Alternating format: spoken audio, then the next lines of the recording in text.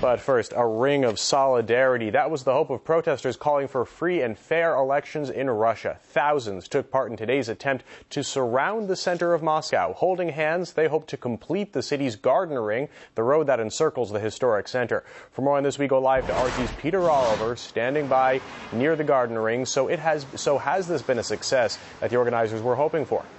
Well, we are hearing reports that, yes, they were able to complete that human chain around the Garden Ring, that ring road that goes around the downtown centre of Moscow. Now, to complete that, though, we were told that they would need around 34,000 people to come out onto the streets. But we're hearing from the authorities that perhaps as few as 11,000 may have taken place. So exactly to what extent that ring road has been covered by this human chain, we'll find out soon enough.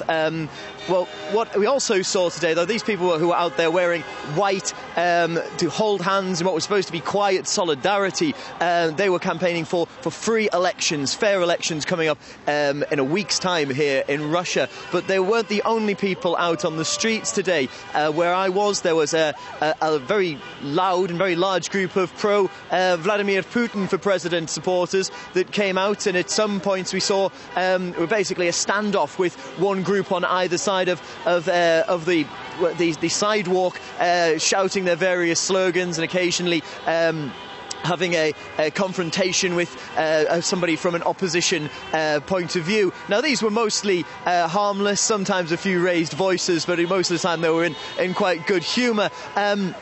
Now, what we have seen is this protest, this demonstration, this human chain, apparently, yes, completing the circle route around the Garden Ring. And tell us more about this latest spike in political activity that we've seen recently in Moscow. Well, since the parliamentary elections that were held in December of last year, we've seen much more political activism in Russia than we've seen over recent years. There were mass protests over allegations of electoral impropriety following that vote for the parliament in the 4th of December.